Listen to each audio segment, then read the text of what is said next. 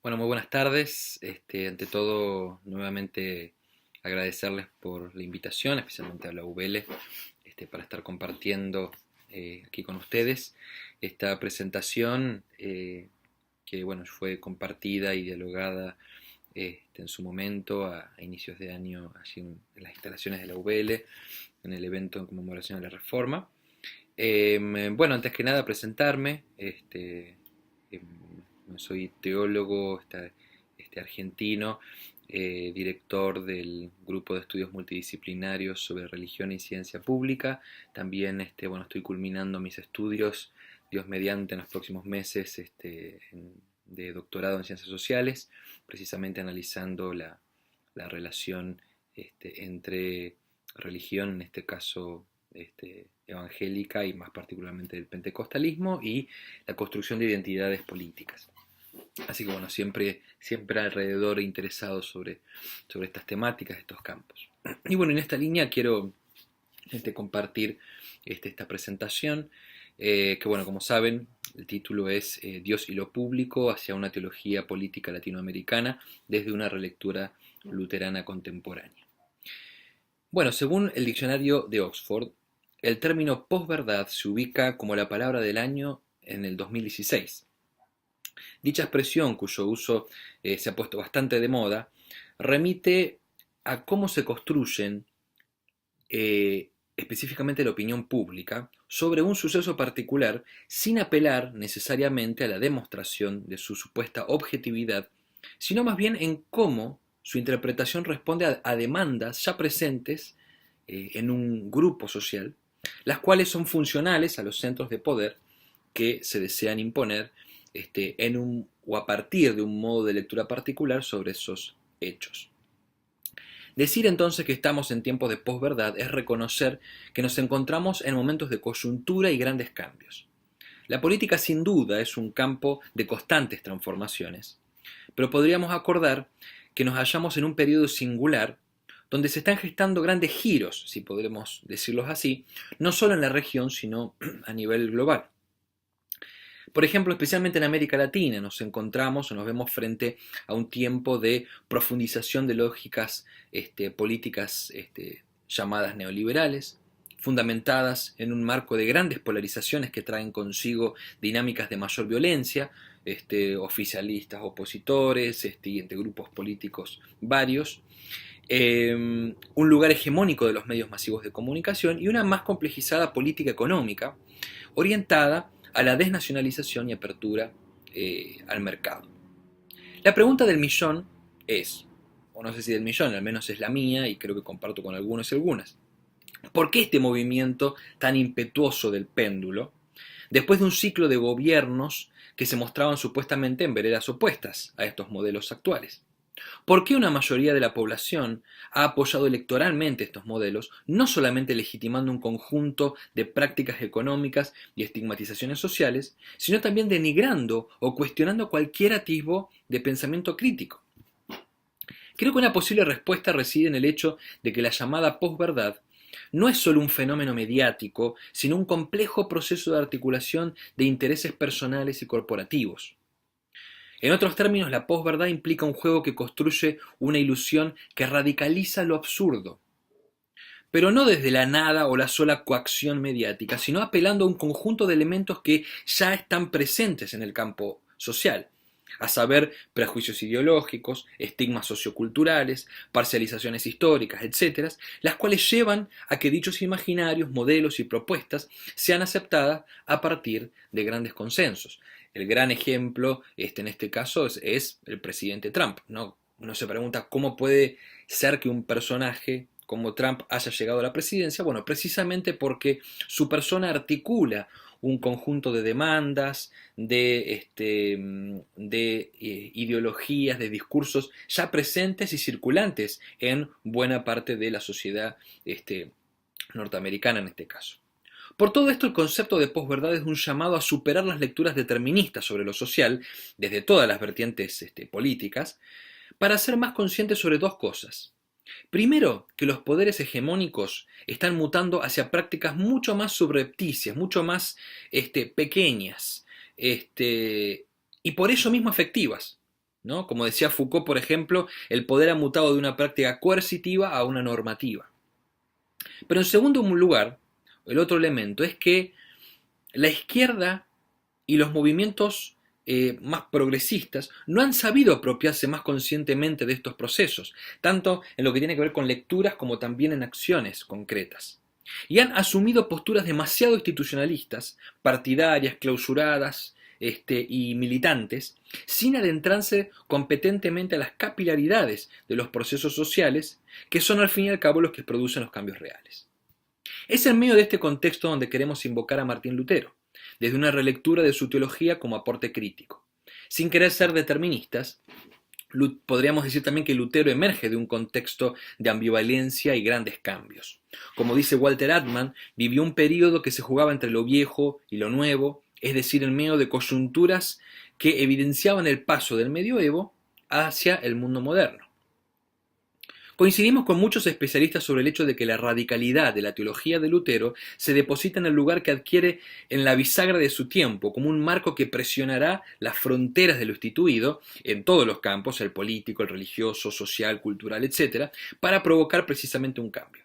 Pero más aún, su teología precisamente representó una crítica a los procesos de posverdad de su momento, es decir, aquellos discursos tanto políticos como teológicos y religiosos, que legitimaban la naturalidad de las circunstancias instituidas por Dios mismo y ergo los órdenes jerárquicos de poder. Lo que queremos hacer en esta ponencia es rescatar la dimensión crítica de la teología de Lutero en clave política. El ejercicio no será simplemente indagar sobre los temas estrictamente políticos que aborda, aunque eso sin duda lo vamos a hacer, sino más bien analizar las implicancias de su propuesta como una nueva gramática, ¿no? Que nos permita abordar teológicamente lo político como una dimensión social desde una perspectiva crítica. Aquí nos sostenemos en una concepción amplia de lo político, y esto es importante advertirlo, que trata de superar lo que yo llamo los determinismos institucionalistas, es decir, estas comprensiones de la política ligados solamente a las instituciones, sean partidarias o a la llamada clase política o a los profesionales de la política, y hablar más bien de lo político como la construcción y la institución de un conflicto que emerge a partir de la respuesta de una demanda y por ende de la búsqueda de las construcciones identitarias por parte de los grupos sociales, lo cual esto implica que la dimensión de lo político en la sociedad es mucho más amplia y tiene que ver con toda la sociedad y no solamente con algunos actores particulares. A partir de estas definiciones de lo político, entonces, lo que pretendemos realizar con la teología de Lutero es identificar, por un lado, en qué medida su teología es una nueva propuesta epistémica para su momento, que sirva para abordar y potenciar en clave teológica la diversidad de posicionamientos y agencias, es decir, de acciones concretas y específicas, con el objetivo de cuestionar los poderes políticos hegemónicos e invitar a nuevos sentidos y a nuevas prácticas. Pero por otro lado también deseamos ubicar la dimensión crítica de la teología de Lutero no solo con respecto a su situación inmediata, sino también desde lo que Martin Hoffmann define como una crítica anticipada a la modernidad. Entonces el primer punto, la teología de Lutero como hermenéutica crítica de deconstrucción sociopolítica. Ya sabemos que Lutero no pretendía, al menos inicialmente, provocar todo lo que provocó. Su objetivo primero fue causar un gran impacto en las entrañas mismos del sistema, tanto religioso como político imperante. No ambicionó fundar un movimiento, sino más bien pagar el precio de luchar desde adentro. Aunque posteriormente los caminos se fueron abriendo cada vez más hasta llegar a posiciones ciertamente irreconciliables, no podemos negar que los primeros postulados de Lutero emergen en un marco afianzado por siglos y que más allá del cauce ulterior, no significó que los elementos constitutivos del cristianismo no se hayan mantenido presentes, aunque lo hicieron, en el caso de Lutero, de una manera sumamente distinta. Como afirma Vítor Bechtle, la teología de Lutero, y acá cito, no es una síntesis total ni una separación completa, sino simultáneamente ambas. Es ironía irrumpiendo el ámbito de la analogía. Es precisamente esta dimensión irónica a la que queremos apelar, ya que nos permite identificar su tono desestabilizador. frente a la analogía dominante, es decir, a la teología y a las concepciones sociopolíticas imperantes, al utilizar las mismas herramientas desde las que el sistema se sustentaba. Podríamos decir en este caso que lo irónico se distingue de lo crítico en algunos sentidos, aunque ambas se relacionan. La ironía involucra a la crítica, pero desde otro escenario. La crítica muchas veces se realiza como una locución externa, como desde un lugar, desde afuera, desde otro topos. Pero la ironía emerge desde las mismas entrañas del sistema o desde lo que precisamente se quiere cuestionar, socavando ese estatus de clausura ontológica que pretende ese sistema de sentido o ese sistema institucional. En este caso, entonces, entendemos que Lutero, siendo parte del sistema religioso y político hegemónico, supo realizar una crítica radical utilizando los mismos elementos teológicos que sostenían los sistemas operantes en ese momento. Para profundizar este abordaje, entonces, utilizaremos tres de estos discursos, a partir de los cuales Lutero ironiza, entre comillas, por un lado la concepción de Dios como paradoja, en segundo lugar la teología de la cruz como dispositivo de dislocación, y en tercer lugar la doctrina de los dos regímenes o reinos como lo que yo llamo un agonismo teológico. Entonces el primer elemento, la paradoja de Dios. Lutero construye una concepción de lo divino a partir de una tensión entre el Deus absconditus, el Dios oculto, y el Deus revelatus, el Dios revelado. Esto lo encontramos, por ejemplo, tanto en la discusión con Erasmo a partir del texto sobre la diatriba del libre albedrío, en 1524, o en el conocido texto de Servo Arbitrio. Esta propuesta se da en el contexto de una disputa con la teología natural que postulaba precisamente la directa relación de la naturaleza, y con la naturaleza el ordenamiento social que existía, con la imagen de Dios.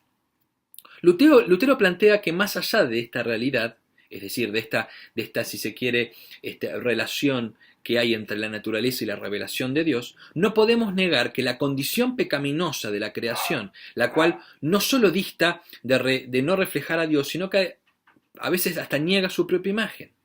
Por eso Lutero dirá que Dios se revela, pero a su vez se mantiene oculto. Es decir, que ninguna determinación histórica puede clausurar su revelación, ya que ella siempre se mantiene abierta frente a aquello desconocido de su persona. Aquí, precisamente, el énfasis de Lutero sobre el hecho de que la revelación divina se fundamenta en la capacidad de Dios de revelarse a sí mismo, es decir, Dios viene siempre de Dios mismo. Otro tema importante a rescatar es la tensión presente en Lutero entre la revelación de lo divino y la construcción de ídolos. Para Lutero estos últimos son representaciones de los propios deseos humanos. Estos son definidos por Lutero en términos críticos hacia la clase política y religiosa. Por ejemplo, algunos de los ídolos que menciona Lutero son el saber, la inteligencia, el poder, los favores, la honra personal, entre otros. Pero el peor de todos los ídolos, va a decir Lutero, es Mamón, el cual maneja las conductas más avaras, egoístas y explotadoras. En resumen, la tensión entre Deus absconditus y Deus revelatus, o el Dios revelado, lejos de presentar una teología suprahistórica u ontológicamente dualista, propone más bien la inscripción de una conflictividad constitutiva en la persona divina, la cual siempre se revela a sí misma presionando los marcos de sentido histórico instituidos como hegemónicos. Esta tensión entre lo revelado y lo oculto se transforma en una instancia crítica en dos sentidos. Primero, frente a los poderes que pretenden absolutizar su particularidad de manera idolátrica, desde la noción, por ejemplo, del orden natural, ¿no es cierto?, como acabamos de ver hace un instante, y en segundo lugar, tal como lo vemos en el texto de la libertad cristiana, enfatizando sobre la dimensión plural de los discursos teológicos a partir de esta libertad del creyente, los cuales se inscriben en momentos concretos de la historia, pero advirtiendo que deben mantenerse como construcciones contingentes a ese momento histórico, y pasajeras de este Dios que se va revelando y al mismo tiempo ocultando, precisamente para evitar este peligro de que estos discursos particulares se transformen en ídolos, es decir, en imágenes absolutas. Pasemos entonces al segundo tema, que es la teología de la cruz como dispositivo de dislocación. Con dislocación nos referimos específicamente, y acá utilizo un término que se usa un poco en la teoría política contemporánea de corte postestructuralista. La dislocación se define específicamente como el proceso de desestructuración interna de toda forma de sentido, no sólo como algo acaecido por una exterioridad que desafía su lugar epistémico, sino desde la indecibilidad que construye su propio estatus ontológico. De aquí, hablar de la cruz como dispositivo de dislocación es destacar su capacidad de presionar y resignificar las estructuras, las prácticas y los sentidos a partir de la diferencia radical que crea dentro de los discursos y las prácticas establecidas. La cruz representa la manifestación del Deus absconditus subcontrario, es decir, una revelación a partir de lo que no le es propio a lo divino, o sea, la gloria, el poder y la majestad. La revelación de la cruz precisamente tiene que ver con todo aquello que lo contradice, es decir, la humanidad sufriente y abandonada de Cristo. La cruz, según Hermann Jungel, representa el entremedio entre el ser y el no ser, entre lo oculto y lo revelado, entre lo propio y lo contrario de Dios. Y precisamente tomando este concepto de entremedio, un antropólogo y filósofo reconocido como es Homi Bhabha, desde la antropología y la filosofía política nos permite comprender que este concepto de entremedio tiene un gran potencial hermenéutico en muchos sentidos, con la idea de proponer, y acá cito, que estos espacios entre medio proveen el terreno para elaborar estrategias de identidad, singular o comunitaria, que inician nuevos signos de identidad y sitios innovadores de colaboración y cuestionamiento en el acto de definir la idea misma de sociedad. En otros términos, hablar de la cruz como un entremedio significa que en ella se inscribe una espacialidad que se posiciona en el límite de los sentidos establecidos para desafiarlos y con ello habilitar el empoderamiento de nuevas narrativas, prácticas y formas de comprender lo divino, las cuales se encuentran en el reverso expulsado de los sentidos instituidos como verdad absoluta, tal como lo representó la cruz. Pero esto se queda a un trunco si no enfatizamos sobre el hecho de que la cruz es un hecho político que parte desde un escándalo, el cual establece o se establece como un lugar revelatorio. En la disputación de Heidelberg en 1518, Lutero produce una torsión irónica al comprender los teólogos de la cruz, al comparar, los teólogos de la cruz y los teólogos de la gloria.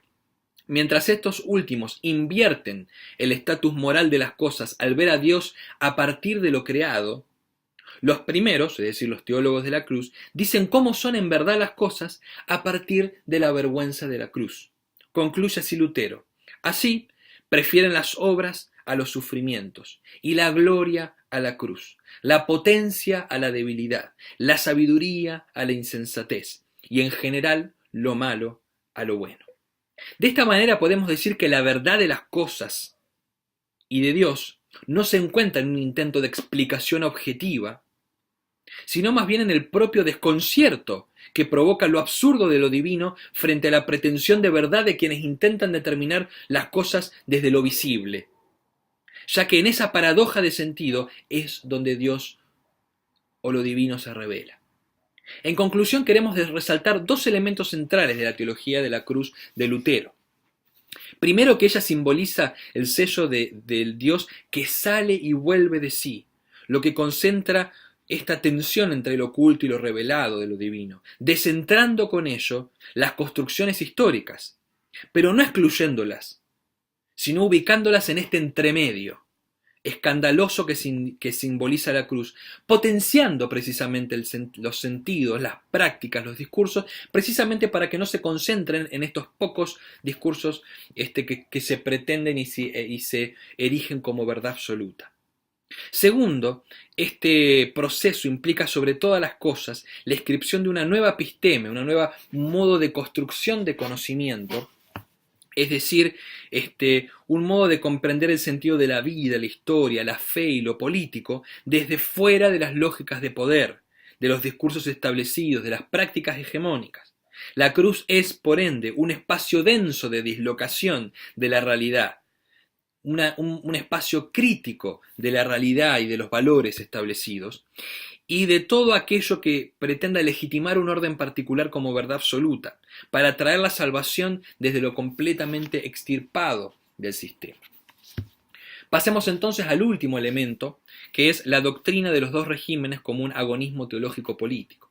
Ya sabemos que la llamada doctrina de los dos reinos o regímenes adjudicada a Lutero en realidad nunca fue propuesta por él como tal, más bien se desarrolló posteriormente a partir de varios elementos presentes en su obra.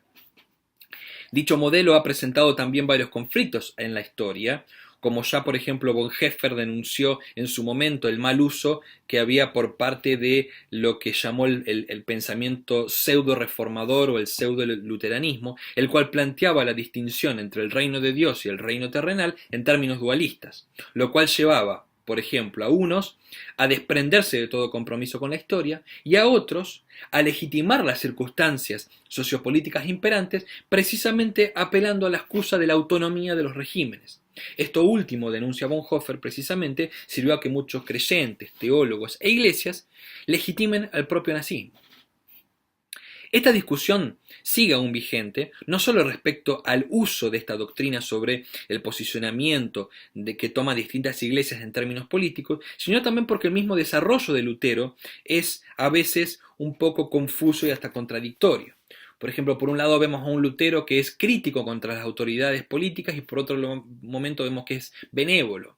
Por un lado vemos a un Lutero que reivindica algunos sujetos históricos excluidos y por otro lado los condena como esta marca que ha quedado en la historia de su juicio contra las clases campesinas.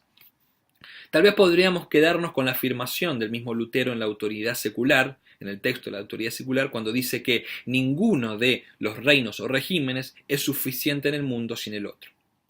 Más allá de lo incuestionable de estos puntos grises y ambigüedades en la propuesta de Lutero, muchos afirman que la lectura de la doctrina de los dos reinos hay que abordarla a partir de una matriz teológica más amplia, es decir, desde otros elementos de la propia teología de Lutero. Aquí, por ejemplo, yo sigo a Martin Hoffmann,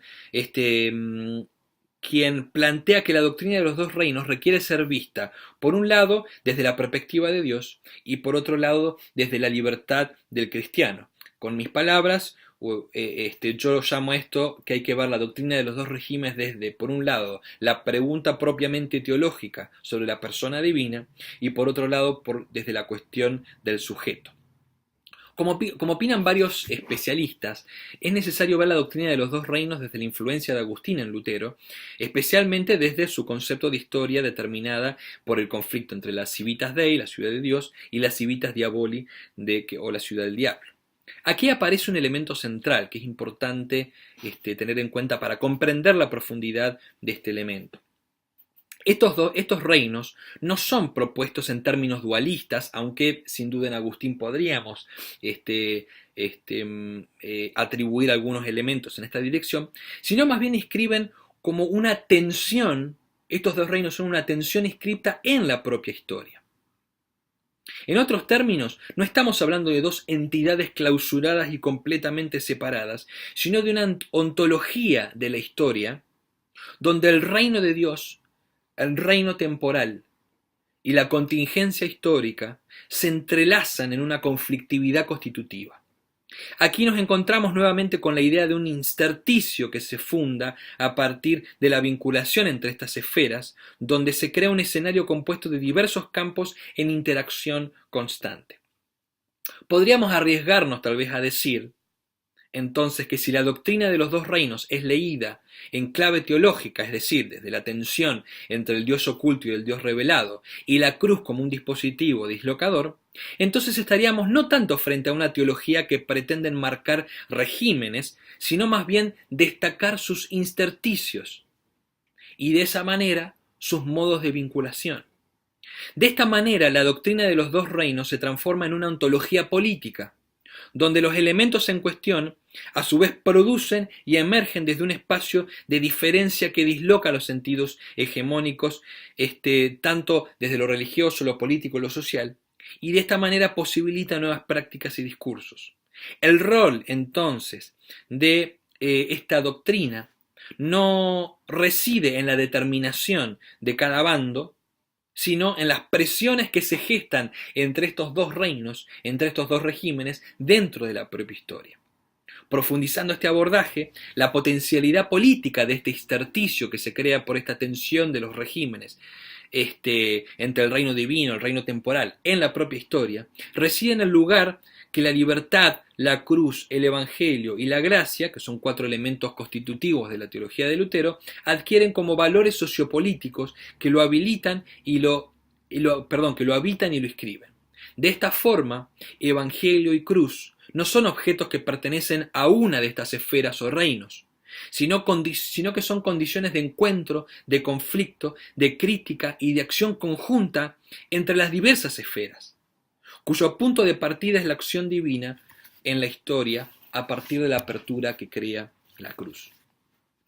Y acá pasemos al segundo elemento de esta ponencia, que lo titulo Dios y lo público hacia una teología política como crítica postfundacional desde América Latina en clave luterana. Sinteticemos entonces algunos de los elementos que hemos dicho hasta aquí a partir de la teología de Lutero. En primer lugar, Lutero propone una teología paradójica e intersticial. Con esto queremos subrayar que su abordaje no se juega desde la construcción de conceptos o esferas estancas o clausuradas, sino más bien desde la inscripción de tensiones y contraposiciones en clave teológica. El Dios oculto y el Dios revelado, la cruz y la gloria, el evangelio y la ley. Todos elementos que se encuentran en tensión, en disputa. En lo que Lutero está interesado, entonces, es en abrir las fisuras que se despliegan a partir de estas condiciones constitutivas tanto de la realidad histórica como de la fe, con el objetivo de cuestionar los sentidos, las prácticas y las instituciones hegemónicas. Es esta dimensión disruptiva y dislocatoria lo que nosotros denominamos como crítica postfundacional, es decir, que plantea el hecho de que no existe un fundamento único, sino una disputa constante entre diversos sentidos, donde las interpretaciones y las prácticas se juegan en fronteras que las unen y a la vez las tensionan. El segundo elemento es que dicho intersticio puede ser abordado como una teología crítica a los poderes. El Deus absconditus, el Dios oculto, cuestiona este Dios motor aristotélico y tomista que ordena la naturaleza y con ello la hegemonía de las propias instituciones sociales dominantes en su jerarquía. El escándalo de la cruz altera los órdenes epistémicos, políticos y ontológicos que se dicen absolutos y que se dicen decir la verdad de las cosas. La tensión entre los reinos o regímenes imprime una espacialidad de interpenetración, dependencia y crítica entre los mundos que nos atraviesan, haciendo de la historia un escenario siempre abierto a la pluralidad. Y el tercer elemento de todo este desarrollo de Lutero es que los intersticios no son solamente espacios de cuestionamiento a los poderes, sino también aberturas hacia nuevos escenarios de agencia y de acción sociopolítica.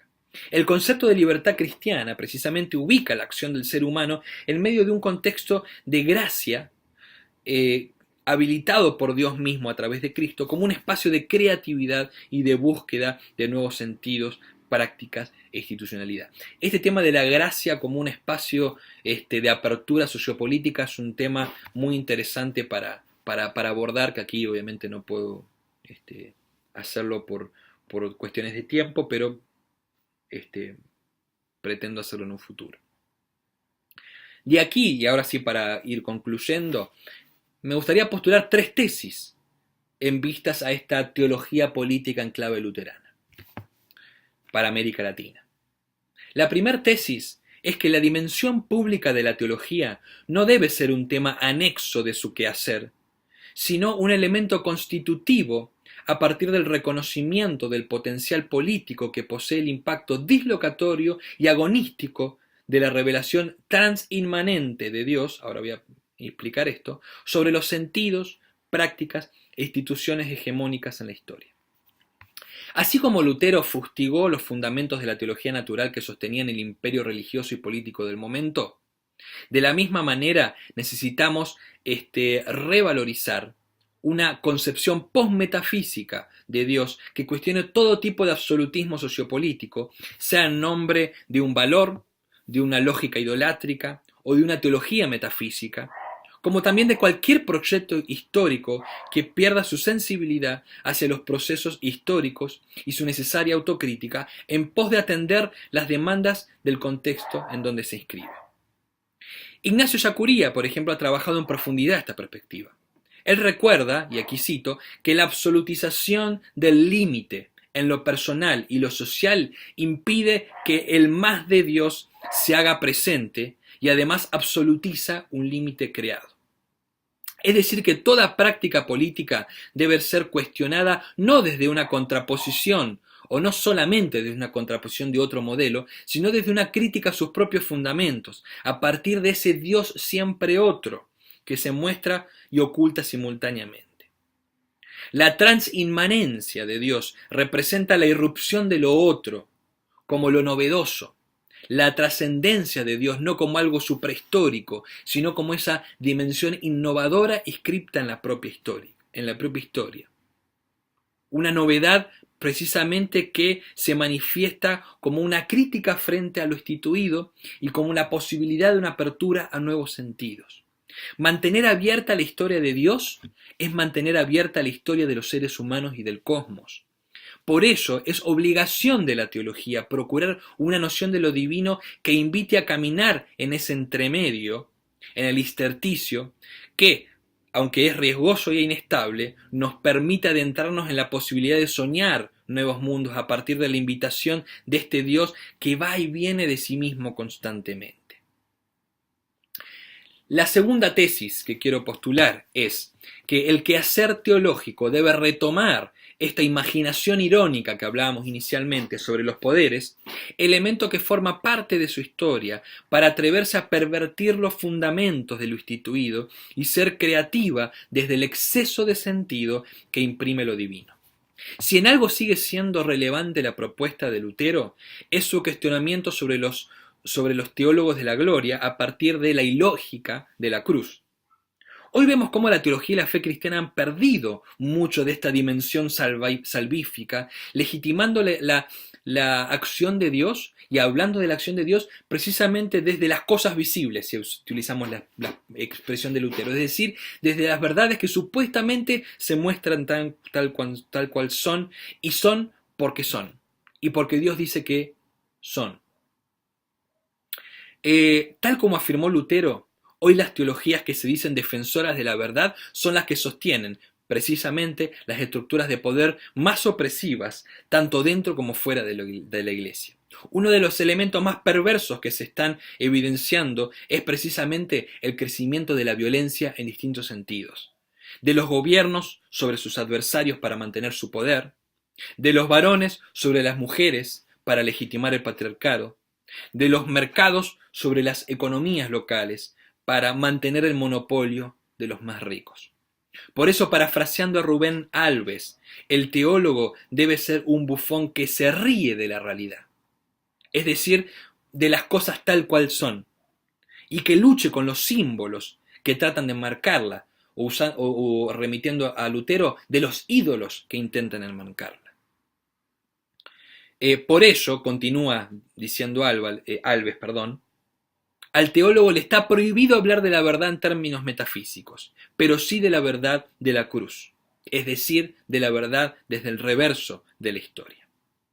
Necesitamos teólogos y teólogas irónicos, no solo críticos. Teólogos que se atrevan a cuestionar los sentidos y prácticas establecidas no solo desde otro lugar absoluto, sino adentrándose en las entrañas de los sistemas instituidos para pervertir sus fundamentos. Y acá remito a una expresión utilizada por la teóloga Marcela Tusrey. Precisamente porque allí reside la riqueza de la fe y de la invitación divina.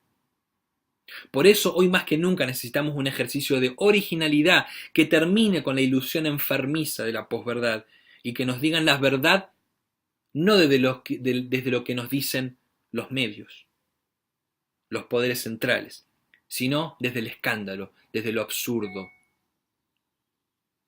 Y la tercera y última tesis es que una teología pública en tiempos de posverdad política debe comprometerse con empoderar nuevos sujetos políticos, nuevas epistemes socioculturales y otros actores civiles que enfrenten las instituciones y actores tradicionales, no sólo desde el empoderar una militancia particular, sino como un compromiso teológico que discierna el actuar divino en la densidad presente desde la diversidad y la pluralidad en el reverso de la historia. Emmanuel Levinas nos recuerda que hablar de la transinmanencia divina no trata ciertamente de hacer subjetiva la trascendencia, sino de asombrarse de la subjetividad como el modo mismo de lo metafísico. En otros términos, enfatizar sobre la alteridad de Dios no implica destacar una realidad suprahistórica o de comprensiones metafísicas, sino más bien adentrarse y potenciar los microfilamentos de lo social, con el objetivo de dar cuenta de estas líneas de fuga, por ejemplo, como decía Deleuze, de los sistemas políticos y sociales, y de esta forma dar lugar a otras voces, prácticas y modos de subjetividad política. En un contexto de posverdad donde un conjunto de discursividades ilusorias adquieren un poder articulando intereses, perspectivas y prejuicios, se necesita contrarrestar la entidad de clausura de estos sentidos desde la pluralidad de voces presentes en el espacio público. Si comprendemos el objeto de la teología como un ejercicio cuya prioridad es el cuestionamiento de los sentidos hegemónicos sobre lo divino que sostienen prácticas opresoras, en clave política ello significa que la teología debe apostar por empoderar las nuevas voces, las nuevas estéticas, prácticas y movimientos que se mueven en los márgenes, en los intersticios del sistema, desde la exclusión que reciben de los centros de poder. En otros términos, el rol político de la teología debe responder a este doble objetivo. Por un lado, cuestionar la naturalización de los poderes hegemónicos, sea en la política como en la propia Iglesia. Y en segundo lugar, en dar mayor lugar a la expresión de espacios minoritarios como movimientos sociales, grupos de representación de minorías, sea sexuales, culturales, etarias, políticas, como otras. Precisamente, y con esto termino, porque la teología responde al escándalo de la cruz, encuentra la verdad de la revelación paradójica de Dios en donde lo escandaloso cuestiona lo normativo. Por todo esto, teología y crítica política son o deberían ser sinónimos. Muchas gracias.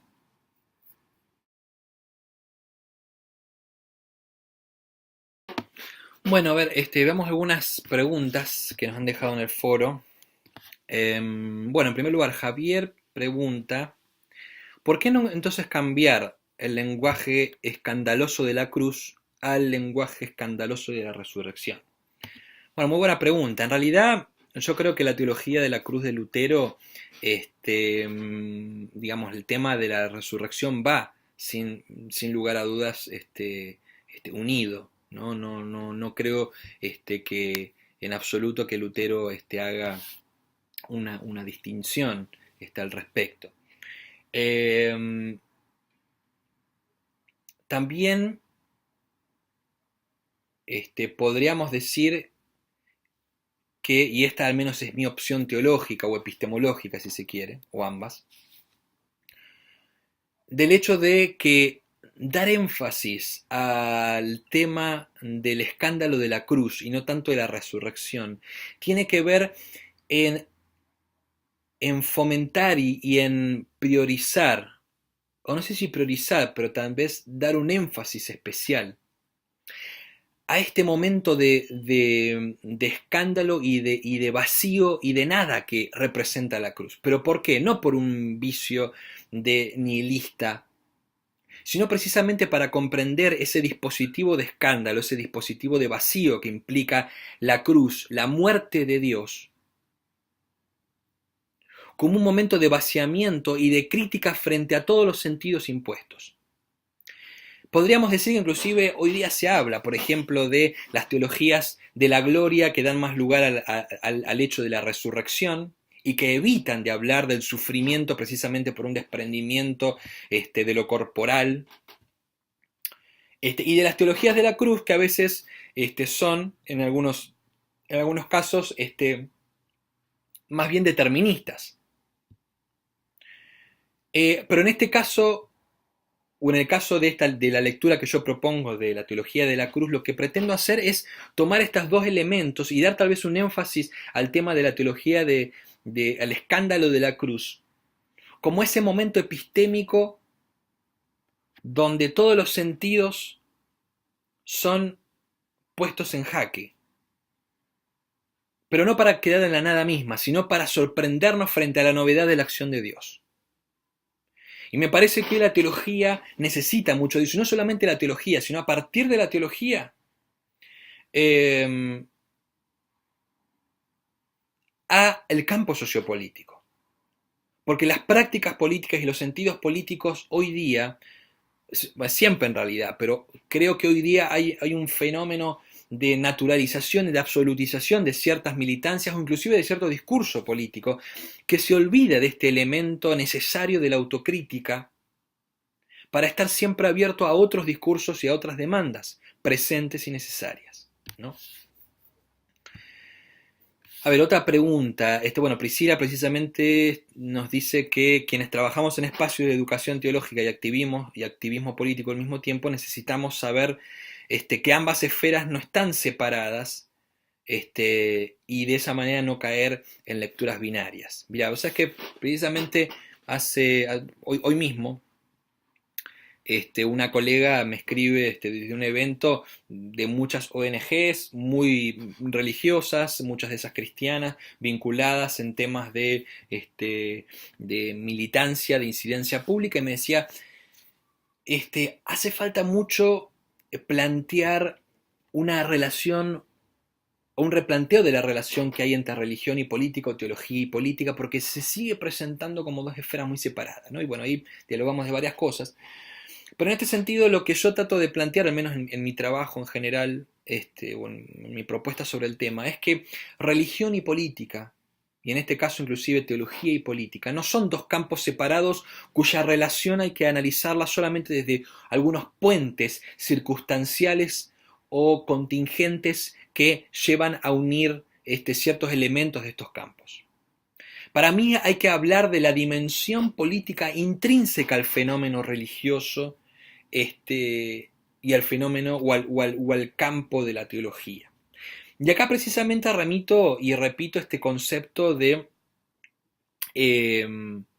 lo político que hablábamos al inicio, ¿no? Donde lo político en este caso no tiene que ver con una acción o una práctica inscripta o determinada a un conjunto de instituciones, de personas o una clase particular, una clase política, sino precisamente que tiene que ver con algo constitutivo de la propia sociedad,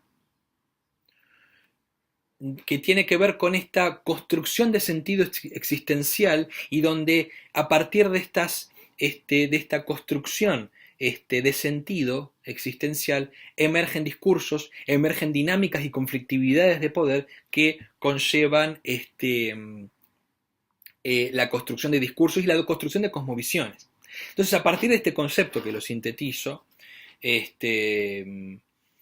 podemos comprender que la teología es una construcción de cosmovisiones, que la Iglesia, consciente o inconscientemente, aunque no lo quiera reconocer, construye cosmovisiones, opiniones y discursos con respecto a lo que sucede en el espacio público. Y en ese sentido, la especificidad de lo religioso en su dimensión litúrgica, en los espacios educativos, en la predicación, en su estructura de liderazgo, e inclusive en su composición edilicia, o por ejemplo en la composición del mismo espacio cúltico, construye cosmovisiones políticas, construye maneras de comprender la socialidad, las relaciones, las maneras de acercarse al otro.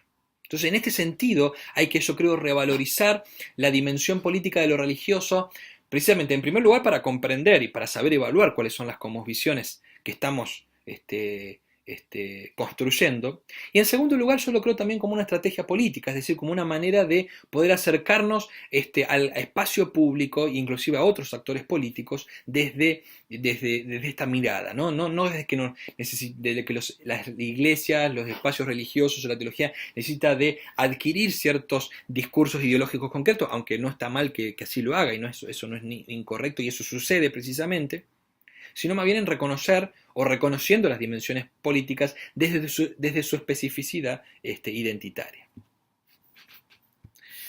Bueno, precisamente la siguiente pregunta tiene que ver con esto que hablaba recién, ¿no? Preguntan de si se puede aclarar esta definición de lo político. Bueno, en mi caso yo sigo una discusión, en realidad es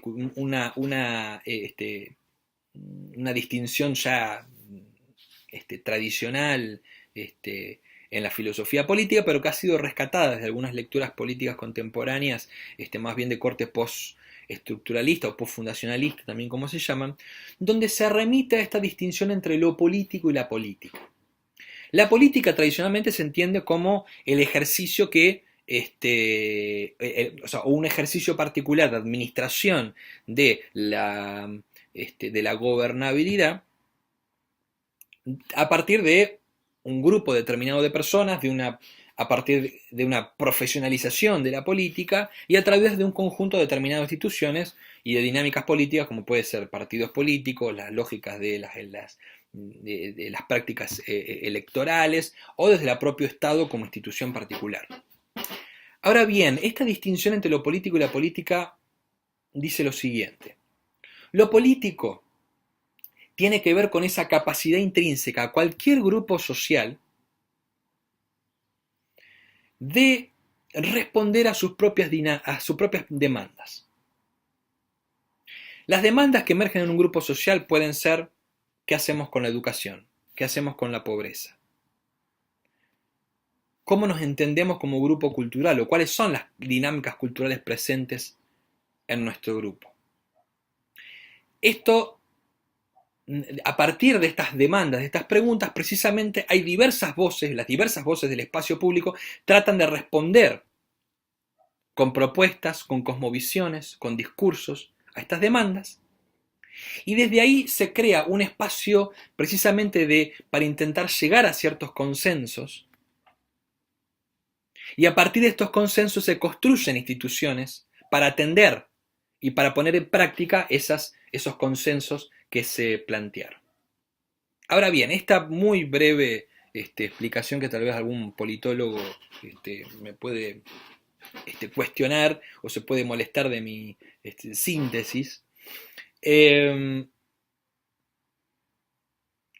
distintas consecuencias. En primer lugar, plantea de que la dimensión política no tiene que ver con una clase o con un conjunto de profesionales de la política, sino que es algo inscripto en toda la sociedad. Desde un conjunto heterogéneo de sujetos, de agentes, de instituciones inclusive. En segundo lugar, se plantea que el plantear de que la dinámica política parte a partir de demandas y no de ideologías, por ejemplo, de discursos políticos particulares, conlleva precisamente a que la dimensión política sea un elemento mucho más plural y precisamente a través de una heterogeneidad de expresiones y no necesariamente desde una disputa de discursos ideológicos. Y en tercer lugar, y este es el elemento para mí más importante, es el hecho de que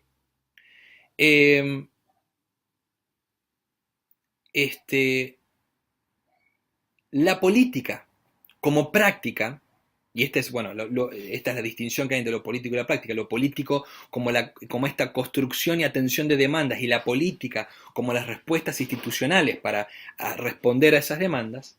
La política, que son las prácticas, que son las instituciones, siempre van a estar remitidas a los procesos constantes que tienen las demandas sociales y la dinámica, por ende, de lo político.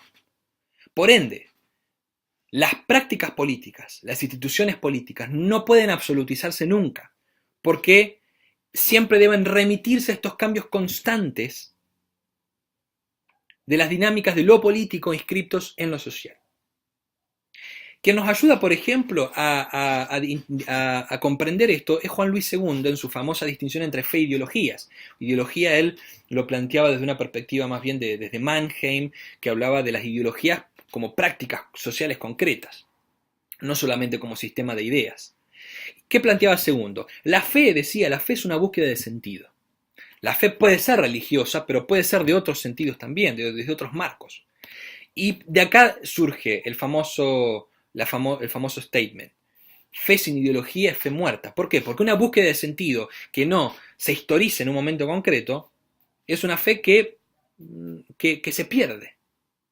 Ahora bien, él decía también, el otro lado de la moneda, una ideología que se absolutiza mata y clausura la dinámica constante que debe tener la fe como una búsqueda de sentido constante.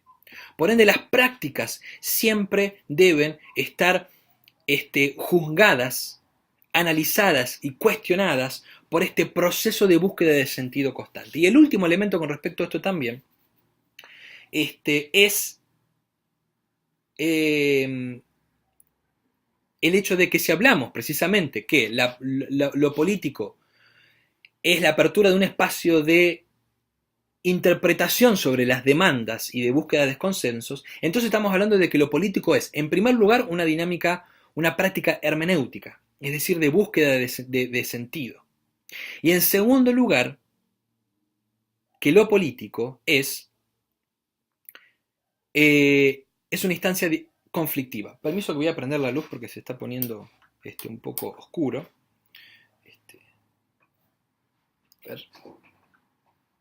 Ahí está. Disculpen.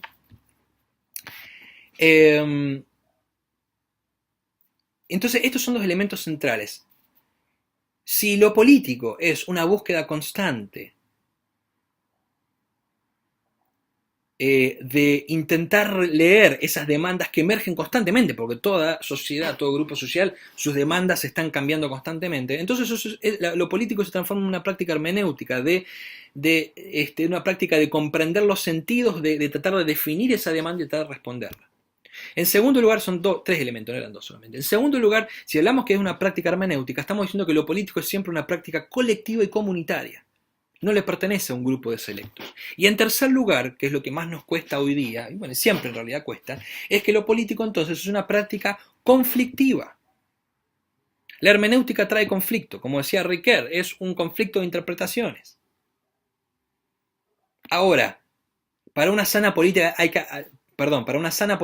que anular el conflicto. No, al contrario, hay que saber encauzarlo. Hay que saber que lo político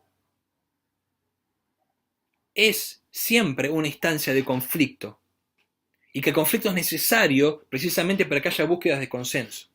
Esto, si lo aplicamos tanto a nivel sociopolítico en general como también inclusive a la iglesia en particular, donde lo conflictivo o el conflicto o el disenso o el litigio es algo que se resiste y en algunos casos, como dice, eso no es de Dios, lo que estamos haciendo es precisamente anular la riqueza de la revelación de Dios en la historia a partir de la diversidad de posibles voces que emerjan.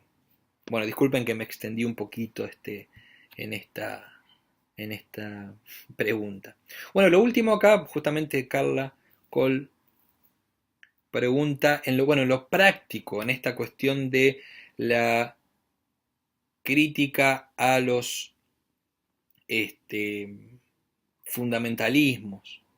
En la práctica, ¿cómo se puede hacer para crear una instancia de crítica constante y de análisis constante a los discursos teológicos? Bueno, mirá, yo creo que acá hay dos cosas. Un elemento absolutamente teológico y por ende, o en respuesta a un elemento intrínsecamente hermenéutico, aunque están unidos.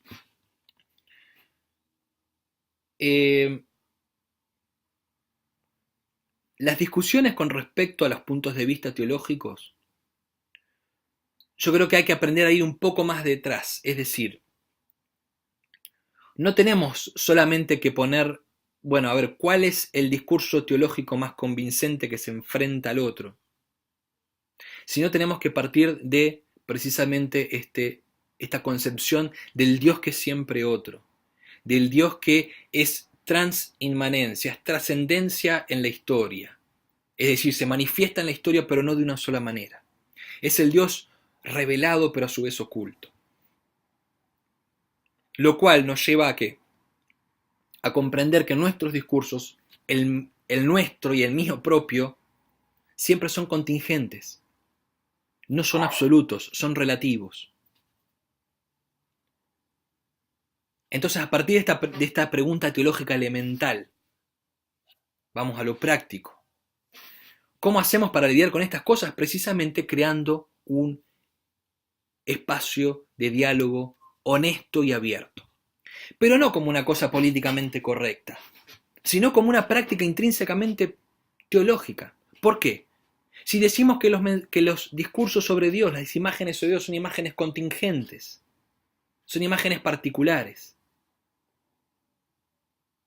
entonces para comprender la riqueza de la revelación de Dios debemos escuchar al otro, sabiendo inclusive que el otro tampoco tiene la verdad absoluta. Ahora, ¿quiere decir que todas las palabras o todos los discursos deben aceptarse por sí mismos? No. A través del espacio de diálogo, de la apertura al otro, uno puede cuestionar al otro y uno puede ser cuestionado a sí mismo si uno se abre. Se abre no solo como una cuestión, repito, políticamente correcta, sino como partiendo de un punto de vista teológico, de que Dios se revela constantemente y que tenemos que estar abiertos a esa revelación constante de Dios. Ahora, fíjense en esto que acabo de decir, que por un lado puede parecer un poco abstracto, pero por otro lado parece un ejercicio hermenéutico. Fíjense esto llevado a la vida diaria, a nuestras prácticas comunitarias, nuestras prácticas eclesiales. Es una dinámica que es elemental. Y hoy día súper necesaria para estos espacios de posverdad, donde grupos políticos, ideologías se legitiman a sí mismas, donde encontramos unas grietas, como se le dice en Argentina, grietas que escinden entre nosotros los buenos y los otros los malos. En este contexto de tanta conflictividad política, especialmente en América Latina, en todo el mundo, pero también lo vemos y lo sentimos especialmente en América Latina, necesitamos justamente bajar las tensiones a partir de este lugar de humildad, de humildad epistemológica y de humildad hermenéutica que todos y todas debemos tomar con respecto a nuestros postulados. Y acá, para terminar, es precisamente porque creo que la teología tiene un gran aporte a este debate, a estas dinámicas políticas, precisamente porque partir desde una mirada teológica, desde este Dios siempre otro que se revela constantemente, implica precisamente estar abierto a lo novedoso, estar abierto al otro. Entonces, por eso la teología tiene mucho, mucho que aportar al campo de la incidencia pública y del diálogo político. Muy bien, estas creo que son todas las preguntas. Nuevamente, muchísimas gracias por esta invitación, este rico espacio de diálogo.